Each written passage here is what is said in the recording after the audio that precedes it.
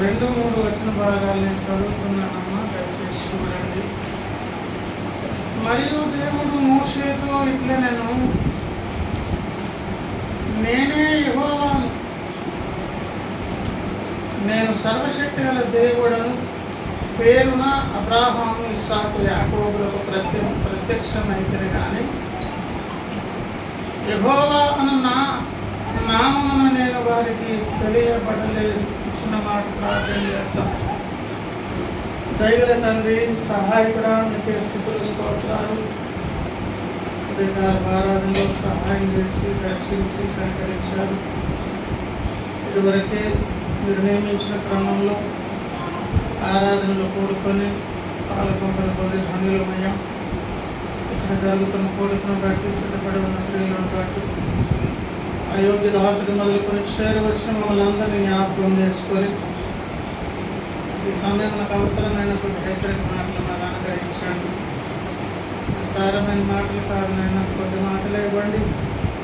అలాగే లేఖన కాంతిలో మా బ్రతుకులు పరీక్షించడం, మీకు సమాధాన పడాలని మీ జీవంతో సిద్ధపరచండి. నేను ఒకసారి వారపు దినాల ఈ స్వపరీక్ష సమయాన్ని సరైన విధంగా సద్వినియోగం చేసుకునే జ్ఞానం నాకు అనుగ్రహించమని, ఈ మంచి సమయాన్ని ఆటంకపరిచే ప్రతిదినమైన ఆటంకం వేస్తున్నాము గర్భిస్తూ పాల్గొని రైతులను జ్ఞాపకం చేసుకుని దర్శించమని పొందమని కావలసినటువంటి ఆశ్చర్యకర సహాయం అందించిన పాదాలు పెట్టి బ్రతిమలాడుతూ సహాయం కోరుతూ అభ్యర్థిస్తూ ఏసైనామం ప్రార్థించి పెట్టుకుంటున్నాను. ఆమె దేవుని స్తోత్రం. ప్రియులారా, ప్రియమైన దేవుని బిడ్డలారా, చదువుబడినటువంటి లేఖన భాగంలో యెహోవా దేవుడు తన భక్తుడైన మోషేతో మాట్లాడుతూ ఉన్నారు. ఆ సందర్భంలో ఒక విశేషమైనటువంటి మాట తెలియజేస్తూ ఉన్నారు. నేనే యెహోవాను, నేనే యెహోవాను అని చెబుతూ, నేను సర్వశక్తి గల దేవుడని పేరున అబ్రహాము ఇస్సాకు యాకోబులకు ప్రత్యక్షమైతిని. యెహోవా అనబడినటువంటి మహాదేవునిలో ఒక కోణం, ఒక సౌందర్యం, కాలానుగుణంగా అప్పటి కాలపు ఆనాటి భక్తులకు అప్పుడున్నటువంటి కాలం ఉన్న పరిస్థితులను బట్టి దేవుడు తాను ప్రత్యక్షపరచుకునే సందర్భం. ఆ సందర్భంలో అబ్రహాము ఇస్సాకు యాకోబులకు ఆయన ప్రత్యక్షమయ్యేటప్పుడు వినాలి శ్రద్ధగా. ఏమని ప్రత్యక్షపరచుకున్నారంట? నేను సర్వశక్తి గల దేవుడు. దానికి ముందు ఏమన్నారు? నేనే యెహోవాను అనబడిన నేను మీ పితరులకు ప్రత్యక్షమయ్యారు. అప్పుడు నన్ను గురించి ఒక వ్యాఖ్యానం అప్పుడు దొరికింది వాళ్ళకు. నన్ను గురించి వ్యాఖ్యానము వారు చేసే విధంగా అలాగే పరిచయం చేసుకున్నాను నన్ను నేను. అప్పుడు నా గురించి వారికి ఒక అవగాహన కలిగిందంటూ. ఆ అవగాహన కలిగినప్పుడు ఒక టెస్ట్ పేపర్ పెట్టారు అనుకుందాం ఆ తరంలో, ఒక ఎగ్జామ్ పేపర్ పెట్టారు అనుకుందాం ఆ తరంలో. మీరు నమ్ముకున్నటువంటి దేవుడు అనబడినటువంటి ఆయన వచ్చి మీ సాక్ష్యం ఏమిటి, వివరణ ఇవ్వండి అని అడిగితే అబ్రహాము తరం ఉన్నాడు, ఇస్సాకు తరం ఉన్నాడు, ఇశ్రాయేలు అనబడిన యాకోబు తరం ఉన్నాడు. ఏం సాక్ష్యం ఇస్తారు చెప్పండి? మా దేవుడు సర్వశక్తి కలిగినటువంటి దేవుడు. మా దేవుడు ఎట్లాంటి దేవుడు? సర్వశక్తి కలిగినటువంటి దేవుడు.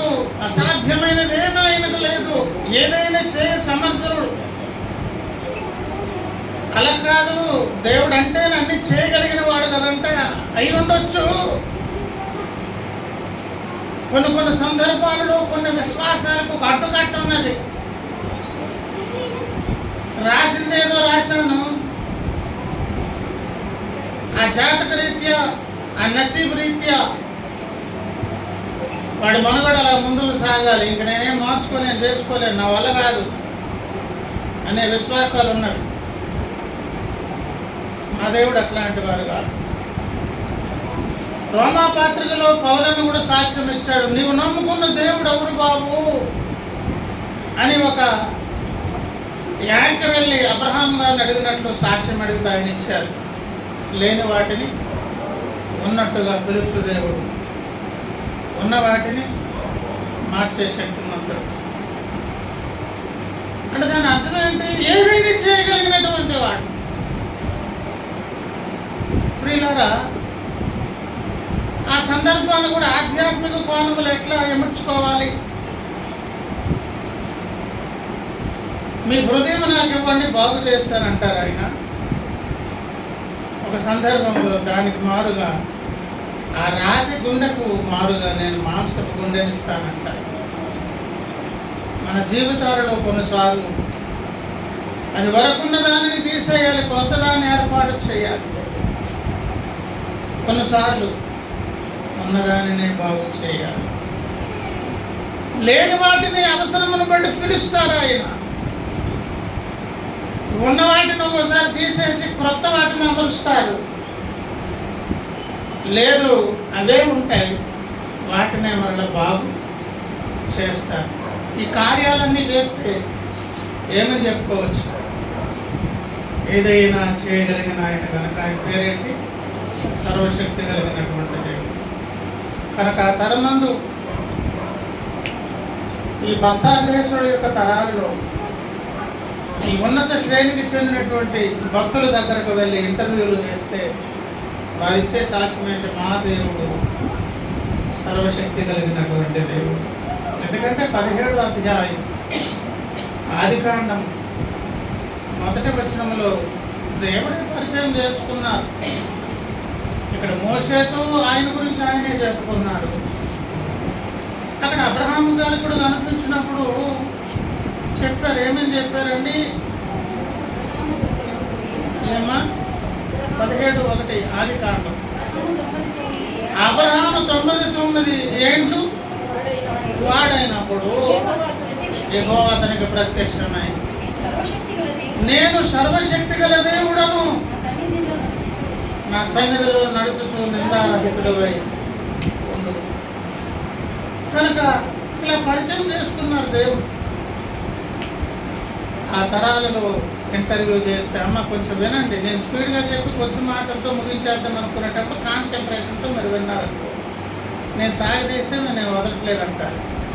చెప్పేవేమి శ్రద్ధగా పెట్టరు. ఆ టైంలో అటు చూస్తారు, పిల్లల వైపు చూస్తారు, శ్రద్ధగా పెట్టరు.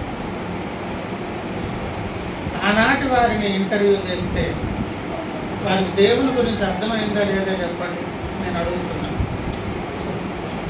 ఎంత అర్థమైంది అనుకుంటారు? దేవుని గురించి మాకు మొత్తం అర్థమైంది అన్నట్టుగా చెప్పుకోవచ్చు. వారికి కలిగిన పరిచయమే, ప్రత్యక్షతే ఏంటది? మా దేవుడు సర్వశక్తిమంతుడు, ఏదైనా చేయగలడు అనే సాక్ష్యం అబ్రహాము శారముల జీవితంలో చూసాం. అనే సాక్ష్యం ఇసాకు భార్య జీవితంలో చూసాం. అనే సాక్ష్యం యాకోబు గారి జీవితంలో చూసాం. ఆ కారణాన్ని బట్టి ఆ దినాలలో ప్రశ్నాపత్రం రిలీజ్ చేస్తే వారు తప్పకుండా 100 మార్క్స్ అచీవ్ అవుతారు. అది కాదనట్లేదు. దేవునికి వచ్చిన సంపూర్ణ వివరణ అయితే ఇచ్చేశారని మనం చెప్పుకోగలమా? నేనే యెహోవాను, అంత మాత్రం చేత మీకు కలిగిన ప్రత్యక్షత అనబడిన దాంట్లో మొత్తం నేను ఇమిడి లేను. మొత్తం ఇమిడిపోయిన, మొత్తం తెలిసిపోయిన దేవుడు అని చెప్పుకోవచ్చు ఎవరైనా సరే. వారు చెప్పేటటువంటి మాటలకు వారికి కలిగినటువంటి పరిచయము, ప్రత్యక్షత, దేవునితో ఉన్నటువంటి అనుబంధం 100% కరెక్ట్ అండి. ఆ గొప్ప సౌందర్యపు కోణము బయట మహాసముద్రం అంటున్నారు దేవుడు బయట. అప్పుడప్పుడు ఆయా సందర్భాలలో తన బిడ్డల కొరకు అవసరము రీత్యా వారు తను తాను మహాదేవుడు ప్రత్యక్షపరుచుకున్నప్పుడు ఎలోహం దేవుడు తను తాను అవసరమును బట్టి ఆనాటి అబ్రహాము కాలంలో అలాగే ప్రత్యక్షం కావాలి, ఆయా కాలాలలో ఆయా రీతులుగా ప్రత్యక్షం కావాలి. మనకున్న ప్రత్యక్షతలు కూడా వేరెండో. నీకు దేవునితో ఉన్నటువంటి సంబంధం నాకు ఉన్నది, ఎవరికి ఉన్నది, అందరికి ఒకటి కాదు. ఎవరి పేపరాలకు ఇస్తే మీరు మీకు తోచింది రాస్తారు, మీకున్నటువంటి ఎక్స్పీరియన్స్ అనేది. కానీ నువ్వు చెప్పుకున్న దాంట్లో మొత్తం దేవుడంతా ఇమిడి లేరండి, మహాసముద్రం బయట ఉన్నదండి. ఆ మాట చెప్పడం నేనే యెహోవాను, కానీ మీ పితరులకు సర్వశక్తి కలిగిన దేవుడుగా ప్రత్యక్షమయ్యారు అని చెబుతూ ఇప్పుడు రెండో మాట అన్నారు, యెహోవా అను నామమున నేను వారికి తెలియబడలేదు. అదేం ప్రభు, మరి అది కూడా చెప్పారు కదా వాళ్ళకి. అప్పుడు వాళ్ళకి అవసరం లేదు కుమారుడా. ఎప్పుడు ఏది అవసరము, ఎవరికి ఏం అవసరము, ఏ అవసర రీత్యా ఏ రీతిగా దేవుడు తను వారిని ప్రత్యక్షపరచుకోవాలి. కాలానుగుణంగా ఆ దేవునిలో ఉన్న సౌందర్యం బయటకు వస్తుంది. దేవుని స్తోత్రం హల్లెలూయా. అందుకే మనలో ఎక్స్పీరియన్సెస్ వేరే ఎందుకు అన్నానో తెలుసా? మీకు ఎదురయ్యే సమస్యలు వేరు, నాకు ఎదురయ్యే సమస్యలు వేరు. వ్యక్తికి మధ్య ఉన్నటువంటి వ్యత్యాసాల రీత్యా అవసరతలు వేరు. ఒకరు రోగగ్రస్తమైనటువంటి స్థితిలో ఉన్నారు, వైద్యుడు కావాలండి. ఒకరు ఆర్థిక సమస్యల్లో ఉన్నారు, అప్పుల బారి నుంచి విడుదల పొందాలి. ఒకరు చాలా విచారంలో ఎంతో ఆదరణకరమై బ్రతుకుతున్నారు, అక్కడ ఆదరణకర్త అవసరమండి. సకల బంధువై ఉన్నటువంటి దేవుడు, సమస్త సమస్యలకు పరిష్కారమై ఉన్నటువంటి దేవుడు. ఏ కాలములో ఎవరెవరికి ఏ విధాలుగా పరిచయం కావాలో ఆ రకంగా పరిచయం అవుతారు. అప్పటి వారికి నాకు మొత్తం దేవుడు తెలిసిపోయాడు అన్నట్టు ఉంటుంది. కానీ ఆ అనంత సముద్రుడు ఎంతో మిగిలి ఉన్నారు. ఆ ఉన్న దేవుడు ప్రియులారా ఇక్కడ మోషేకు పరిచయం చేస్తూ తను పరిచయం చేసుకుంటూ అంటున్నారు, యెహోవా నామమున వారికి నేను ప్రత్యక్షం కాలేదు, కానీ ఇప్పుడు పరిచయం చేసుకుంటున్నానన్నారు దేవుడు స్తోత్రం. మన మొదటి ఉపోద్ఘాతము వివరణ, అనంత సముద్రుడైన దేవుడు మనలో ఉన్నటువంటి సౌందర్యాలు మనము మురిసిపోవాలని మెచ్చుకోవాలని ప్రత్యక్షం కావడం కాదు. సృష్టికి ఏది అవసరము, ఎవరికి ఏది అవసరము, ఏ రీతిగా ప్రత్యక్షమైతే అక్కడ ఉన్నటువంటి సమస్య పరిష్కారం అవుతుందో ఆ రకంగా మనల్ని ఆదుకునడానికి, ఆదరించడానికి, సహాయం చేయడానికి ఆయన వింటున్నారా? శ్రద్ధ వింటున్నారా? ఏమండి, ఆయన అలా ప్రత్యక్షం అవుతారు. ఇక్కడ అలాగే ప్రత్యక్షమయ్యారు. ఈ దినం ఆ మాట మీద దృష్టి పెడతారు. యెహోవాను నామమునగా ఎలాగో అన్నారు. సరే, నాకు ఒకసారి ప్రత్యక్షం రండి అని అన్నాడు. ఎవరండి? మోషే గారు. ఆ సందర్భంలో యెహోవాను నామం అనేది మోషే గారు ముందు ఆయన ప్రకటించారు. ఇక్కడ కూడా అన్నాను కదా, యెహోవాను నేనే, ఇంకా మిగిలి ఉన్నాను, మిగిలింది కూడా చెప్పండి ప్రభు అన్నారు. ఎవరండి? మోషే గారు.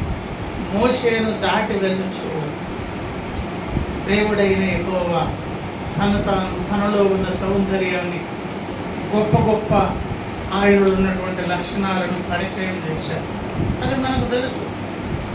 పదే ఎన్నో సందర్భాలు చదువుకున్న పశ్చాత్తాపం మెట్టుకైతే దేవుడు తాను ఈ రీతిగా పరిచయం చేసుకునే దాని కొరకు మోషేతో మాట్లాడి, మోషేని ఇప్పుడు వెళ్ళు, యోహాను 6వ అధ్యాయం నిర్గమాకాండం 1వ వచనం దగ్గరకు వెళ్ళు,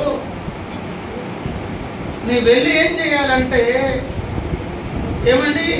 అందుకు యెహోవా ఫరోకు నేను చేయబోచున్న దానిని నీవు నిశ్చయముగా చూచెదవు. ఏమండి? బలమైన హస్తము చేత అతని వారిని పోనిచ్చును. బలమైన హస్తము చేతనే అతడు తన దేశంలో నుండి వారిని తోలివేయునని. అంటే ఈ కార్యము ఎవరికి తెలియజేస్తారు? ఫరోకు. ఈ కార్యాన్ని ఫరోకు తెలియజేసేటటువంటి కార్యాచరణ కార్యక్రమమే ఆ మహాసముద్రుడైన దేవుడు యెహోవా అను నామముగా తన్ను తాను ప్రకటించుకోవడం, పరిచయం చేసుకోవడం. ఎవరికి?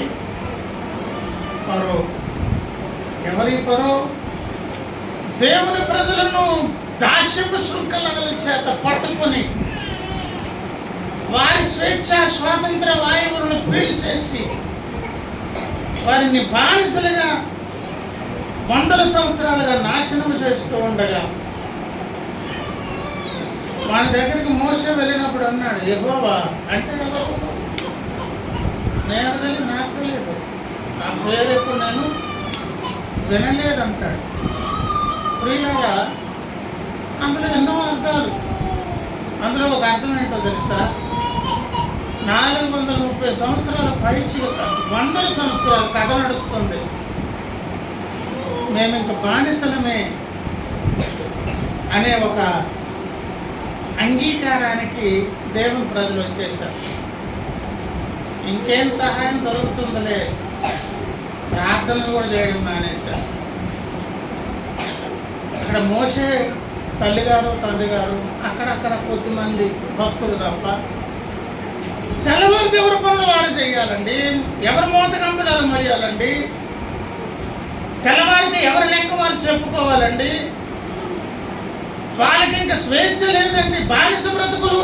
మగపిల్లలు పుడితే చంపేస్తారు, తీసుకెళ్ళి నైల్ నదిలో పారేస్తారు. 30 లక్షల మంది కలిగినటువంటి జనాభాలో పిల్లలు ఎంతమంది పుడతారు? పుట్టిన బిడ్డని అలా చూడగానే మగపిల్లడు అయితే అలా పట్టుకుని మెడో తలకాయో కాళ్ళు పట్టుకెళ్ళి అలా తీసుకెళ్ళి నైల్ నదిలో పారేస్తారు. అక్కడ అమాంతంగా మొసలు రెడీగా ఉంటాయి. 100 సంవత్సరాలు తింటూ బతుకుతున్నాయి. అది ఇంత ఘోరాది ఘోరం జరుగుతుంది. దేవుని ప్రజలు నిరుత్సాహానికి గురైపోయారు. వారు కూడా ఎక్కడో అక్కడక్కడ భక్తి పారవస్తుంది తప్ప తెల్లవారితే ఎవరు పనులు ఆడుకున్నాయి. కొన్ని చర్చిలో కార్యక్రమాలు ఇంప్లిమెంటేషన్ చేసి కొన్ని కూడుకులు పెడతాం, కానీ అటెండెన్స్ వెరీ పూర్ అటెండెన్స్ వస్తుంది. ఎందుకు చెప్పండి? పిల్లలు స్కూల్కి పోవాలి, వాళ్ళు ఎవరి పనులు వారు పోవాలి, ఎవరి బాధ్యతలు వాళ్ళు, ఎవరి మీద రుద్దగలం? కాస్తంత ఖాళీ ఉన్న వాళ్ళు ఎవరో వస్తారు. ఆ బానిసలుగా ఎవరు తెల్లారితే బిజీ వరకు వాళ్ళకి ఎక్కడ స్వేచ్ఛ? మోసే వెళ్ళి ఫరోతో మాట్లాడితే ఫరో అంటున్నాడు, యెహోవా అంటే వాడు ఏం పెట్టారు? పని చేసుకున్నప్పుడు స్వాములు చేయడానికి వచ్చావేంటి? శుభ్రం పని చేసుకున్నారు, దేశం బాగుంది, వాళ్ళు పుట్టిందే బ్రతికిందే ఈ గోషణ ప్రాంతాలు ఉండిందే మాకు ఊడిగలు చేయడానికి. ప్రభువునందు ప్రియులారా, ఈ మొర దేవుని సన్నిధికి చేరి దేవుడు తను తాను నూతన కోణంలో ప్రత్యక్షపరుచుకోవాలనుకున్నాడు. అలా ప్రత్యక్షపరుచుకోవాలనుకునేటప్పుడు ఆయన నామము, యెహోవా అను నామము, ఇది నువ్వు చూస్తావు మోసే. ఫరో జీవితంలో ఇది జరుగుతుంది మోసే. ఇది స్పష్టంగా అందరికంటే ముందు నీకే ఈ ప్రత్యక్షత కలుగుతుంది. నమ్ముతున్నా కదా? అయితే వెళ్ళు అని 6వ అధ్యాయం 6వ వచనం దగ్గరకు వెళ్ళమన్నారు. కాబట్టి నీవు ఇశ్రాయేలీయులతో ఇలాగూ చెప్పుము, నేనే యెహోవాను. నేను ఐగుప్తీయులు మోయించు బరువుల క్రింద నుండి మిమ్మల్ని వెలుపలికి రప్పించి వారి దాసత్వంలో నుండి మిమ్మల్ని విడిపించి నా బాహువు చాపి గొప్ప తీర్పులు తీర్చి మిమ్మల్ని విడిపించి మిమ్మల్ని నాకు ప్రజలుగా చేర్చుకొని మీకు దేవుడునై ఉందును. అప్పుడు ఐగుప్తీయుల బరువు క్రింద నుండి మిమ్మల్ని వెలుపలికి రప్పించిన మీ దేవుడైన యెహోవాను నేనే అని మీరు తెలిసికొందురు. ఈ మాట మోషేకు చెప్పి ఎవరికి చెప్పమన్నారు? తన ప్రజలకు చెప్పమన్నారు. ఫరోకు చూపిస్తాను, ఏం చూపిస్తాను నీకు ముందు చెప్పేస్తున్నాను, వాడు చూస్తాడు. ఈ కార్యం చేస్తాను కాబట్టి ఇప్పుడు నేను నీకు పరిచయం చేసుకుంటున్నాను. వానికి అర్థమవుతుంది, ఆనాటి ప్రజలకు కూడా అర్థమవుతుంది, దేవుని ప్రజలకు కూడా అర్థమవుతుంది. ఏమర్థమవుతుంది? యెహోవా అనే ఆయన నామాన్ని ప్రకటింపజేసి చూపించారండి ఆయన. ఈనాటికి ఆ చరిత్ర ఈ భూమి మీద స్థిరముగా అక్షరముద్రితంగా ఏ మునుకోల చేత రాత మీదో దేని మీద ఒక మెట్ల మీద రాసినట్లుగా ఈ చరిత్ర భూమి మీద జరిగింది. ఇప్పుడు యెహోవా అంటే గడగడ వణికింది, ప్రపంచం వణికింది. ఎందుకంటే 40 సంవత్సరాలకు పైగా ప్రజలను విడిపించి తీసుకెళ్ళడం ఏంటో, వారి విషయంలో కార్యాలు చేయడం ఏంటో, ఐగుప్తు లాంటి ఒక గొప్ప బలమైనటువంటి దుష్టుడే సింహాసనం వేసుకొని కూర్చున్న ఆ తరమందు వాడు కూర్చున్న స్థానం అది.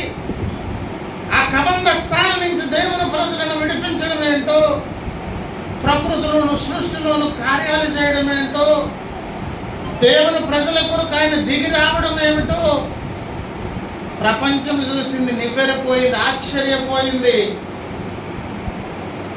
అలా జరిగించే కార్యక్రమం కొరకైనటువంటి దేవుని తాలూకు పోర్ట్ఫోలియోలో ఉన్నటువంటి ఆ ప్రాముఖ్యమైనటువంటి కార్యం ఏంటండో యెహోవా నామమును ప్రకటింపచేయడం. యెహోవా నామమును ప్రకటించడం. స్పీకర్ ఆన్ చేసి పెట్టండి, ఆఫ్ చేసి పెట్టండి. అనంతుడైన దేవుడు ఉన్నారు, వారిలో ఉన్న కోణాలు అప్పుడప్పుడు మనం మెచ్చుకోవాలని కాదు, సృష్టికి అవసరమైన దానిని తన బిడ్డలకు అవసరమైన రీతిలో మన మేలు కొరకు ఆయన పరిచయం అవుతున్నారు. రెండవ విషయం ఏంటి? అలా పరిచయమైనటువంటి ఒక సందర్భం పేరు యెహోవా అన్న నామముగా. అక్షరార్థం ఇశ్రాయేలీయుల జీవితంలో జరిగింది, మన జీవితాల్లో జరిగింది. ఈ ప్రధానమైనటువంటి పాత్ర ఈనాటికి దేవుడు పోషించాలి.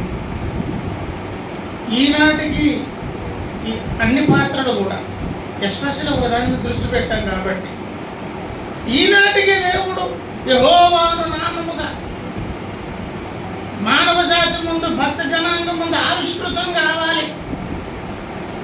ఎందుకు కాదు? ఒకనాడు ఇశ్రాయేలు జనాంగమును నాశనము చేసినటువంటి దానికి సంబంధించినటువంటి సిమ్టమ్స్ వారి పేరు మీదే ఎన్నెన్నో చూసుకోవచ్చు. ఉదాహరణకు కీర్తన గ్రంథంలోనికి ఒకవేళ వస్తే, ప్రియులారా, యెహోవా అను నామము కలిగినటువంటి ఆయన పేరు 68వ కీర్తన దగ్గరకు రండి ఒకసారి. 68వ కీర్తన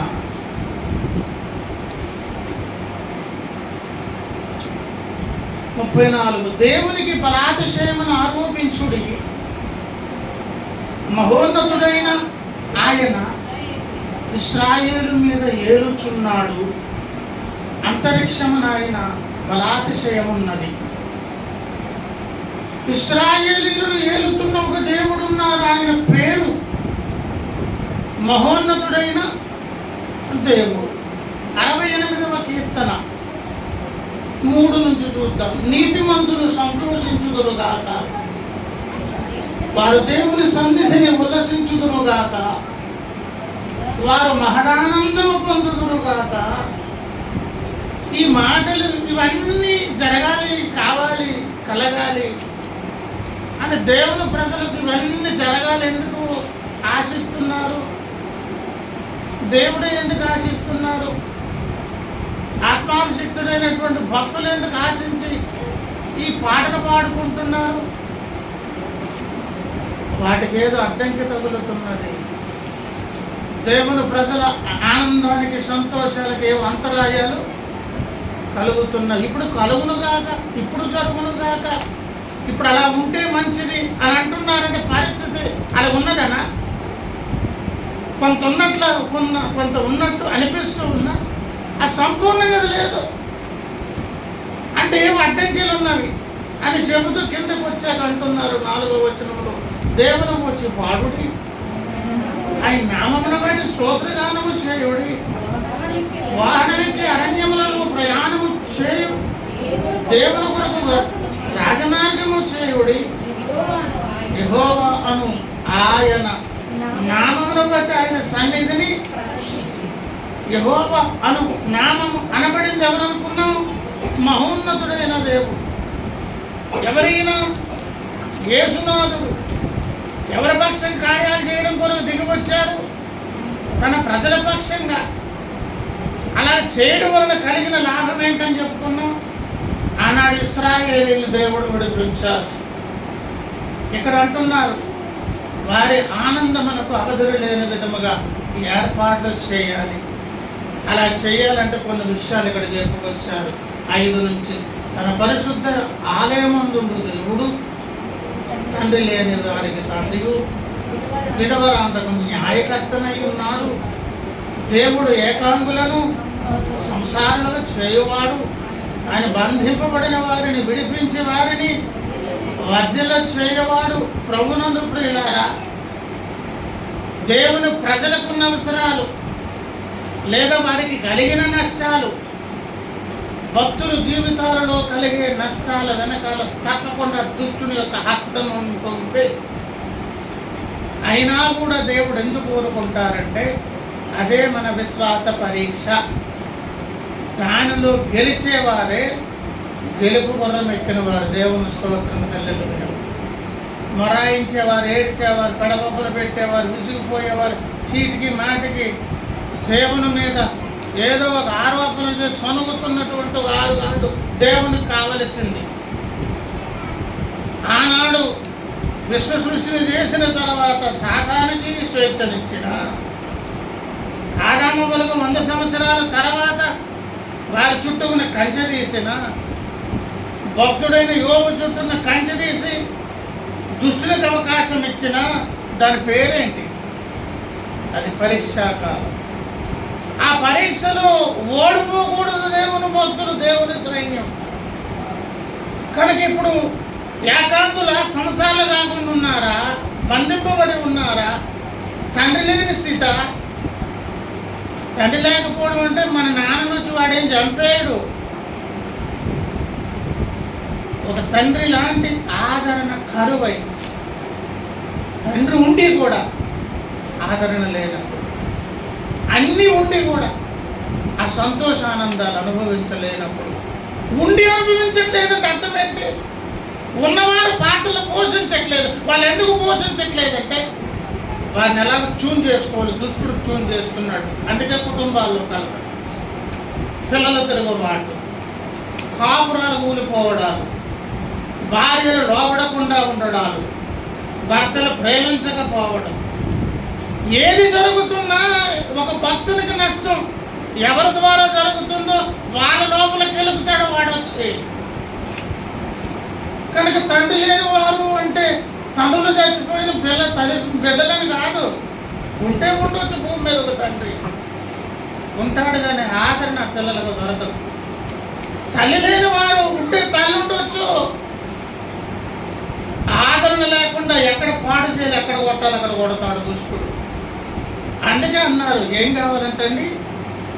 ఏం కావాలి? నీతిమంతులు సంతోషించుదురుగాక, వారు దేవుని సన్నిధిని ఉల్లసించుదురుగాక, వారు మహదానము మహా ఆనందము అంటే గాక గాక అంటే అర్థం ఏంటంటే వీళ్ళ ఆనందాలకు అవరోధాలు సృష్టిస్తూ ఉన్నప్పుడు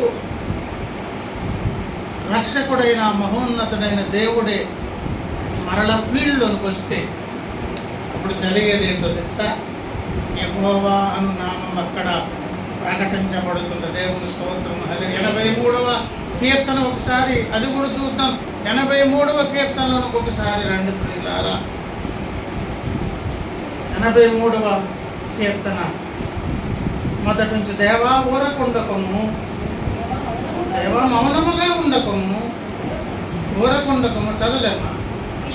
నీ శత్రువులు అలరి చేస్తున్నారు, నిన్ను ద్వేషించు వారు తల ఎత్తి ఉన్నారు, నీ ప్రజల మీద వారు కపటోపాయములు పనుచున్నారు, నీ మరుగు చూచిన వారి మీద ఆలోచన చేయుచున్నారు. ఒక మాట అడుగుతాను, అప్పుడెప్పుడు ఐగుప్తు చెరలో ఇశ్రాయేలు ఉన్నప్పుడే సమస్య, దేవుని ప్రజలకు త్వరగా ఈ సమస్యలు రాలేదా? వారి జీవితాల్లోనే సమస్యలా? ఆధ్యాత్మిక ఆత్మ సంబంధమైన ఇశ్రాయేలీలు అనబడిన మన జీవితాలు లేవా సమస్యలు? ప్రతి తరములో దేవుని బిడ్డలకు అభిషిక్తుడైన యేసయ్యకు విరోధముగా ఎన్నో చట్టాలు, ఎన్నో ప్రభుత్వాలు, ఎన్నో ఆటంకాలు ఎప్పుడు జరగట్లేదండి. ఇప్పుడు మరీ మితిమీరి ప్రస్తుత పరిస్థితి చెయ్యి దాటేంత దూరం వస్తూ ఉన్నది. అక్కడ ఏం చేయబోనుకున్నారంటే ఆ 4వ వచనం, ఇశ్రాయేలు పేరు ఇకను జ్ఞాపకము రాకపోవునట్లు జనముగా ఉండకుండా వారిని సంహరించుదము రండని చెప్పుకొనుచున్నారు. ఏక మనసుతో వారు ఆలోచన, వారి మధ్య ఎన్నో విభేదాలు ఉన్నవి, విశ్వాస వ్యత్యాసాలు ఉన్నవి, వాళ్ళకి మధ్య ఎన్నో సమస్యలు ఉన్నవి, వాళ్ళు ఎన్నో విషయాలు కొట్టుకు చేస్తారు, తన్నుకు చేస్తారు. ఏసయ్య బిడ్డలు అనగానే ఒకటైపోతారండి. ఏసయ్యను సిలువ వేసి అన్యాయపు తీర్పు తీర్చేదాని కొరకు, సిలువ వేసేదాని కొరకు ముందు తీర్పు తీర్చి అన్యాయపు తీర్పు కొరకు ఏమండి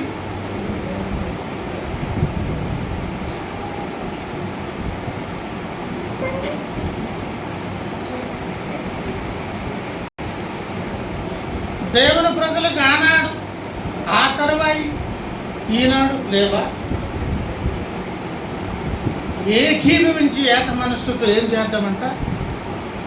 ఇశ్రాయేలును పేరు ఇకను జ్ఞాపకము రాకపోవునట్టు జనముగా ఉండకుండా ప్రభునందు ప్రియులారా. ఇలా చూడండి, ఇలాంటి ప్రయత్నాలు ఎప్పుడు చేస్తూ ఉన్నా, ఆనాడు ఫరోకు దేవుడు తన తాలూకా ప్రభావమును చూపించినట్లు మోషేతో మాట్లాడి దేవుని ప్రజల జీవితాల్లో కార్యం చేసినట్లు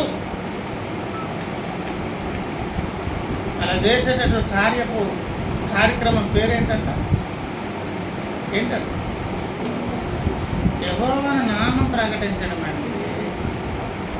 మరి అదే పునరావృత్తమైంది. అటువంటి పరిస్థితి మళ్ళీ వస్తుంది అంటే కూడా మళ్ళీ ఎట్లా రావాలి? ఇంకో మాట కూడా అన్నారు చూడండి, 12, దేవుని నివాస స్థలములను మనం ఆక్రమించుకుందామని వారు చెప్పుకొనుచున్నారు. అంటే ఏం చేద్దాం అనుకుంటున్నారు?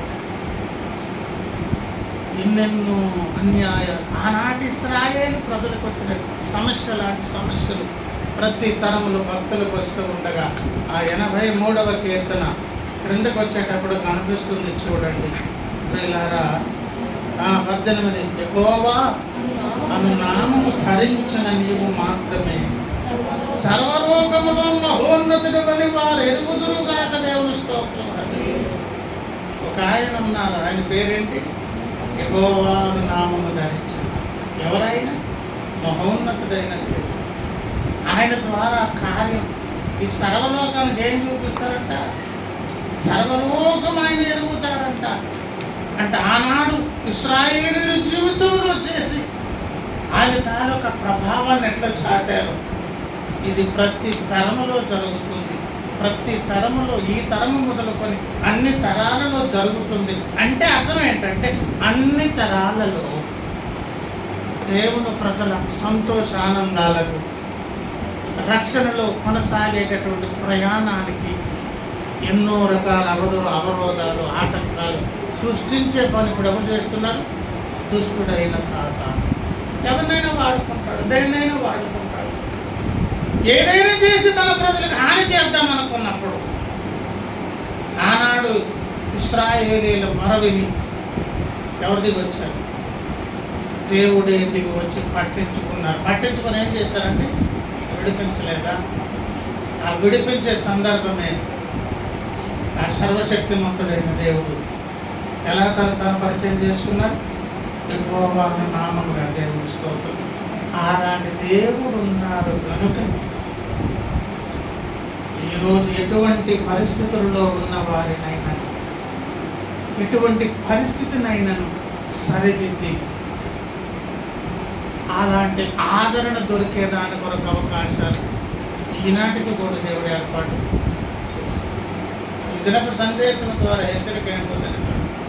యెహోవా అను నామము ద్వారా దేవుడు తన పనైతే తాను చేసి నన్ను విడిపించి బానిస శృంఖలాల నుంచి, సాతాను యొక్క బంధకాల నుంచి, ఇతరత్ర మనకున్నటువంటి బలహీనతలు, అలవాట్లు, అస్తవ్యస్త పరిస్థితుల నుంచి విడిపించి బాగు చేసి ధన్యులను చేయాలని ఆశపడుతున్నారు ఆయన.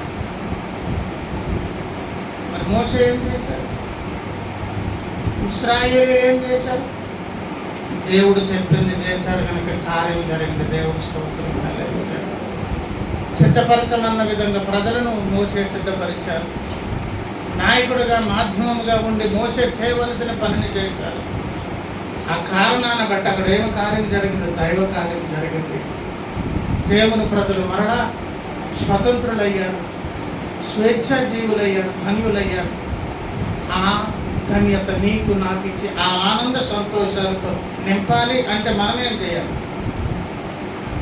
ఎలాగూ పస్కా బలికి ముందు సిద్ధపడాలో, పాటించాలో, దేవుని కోపం అనేది దాటిపోవు విధముగా విధేయులమై దేవుని ఆజ్ఞలు పాటించాలో, ఏ విధముగా ఎర్ర సముద్రం అనే బాప్తిస్మపు కొలను దాటి ముందుకు వెళ్ళాలో, పరిశుద్ధాత్మ అభిషేకం ఏదేదైతే దేవుడు చెప్పారో ఆ క్రమాన్ని వారు పాటించారండి. ఇప్పుడు నిన్ను నన్ను విడిపించి సంతోషింపజేసి, ఆనందింపజేసి, ధన్యులను చేసి మనకున్నటువంటి సకల విధములైన శృంఖలాల నుంచి విడిపించాలని దేవుడు ఆశిస్తున్నారు. కానీ ఆయన పని మన మీద జరగాలంటే మనమేం చేయాలి చెప్పండి? మోషేకు ఇశ్రాయేలు లోపడ్డారంట. మనకు ఆఖరి ఆ 40వ అధ్యాయంలో అవన్నీ కనిపిస్తాయి. ప్రియులారా, నిర్గమాకాండం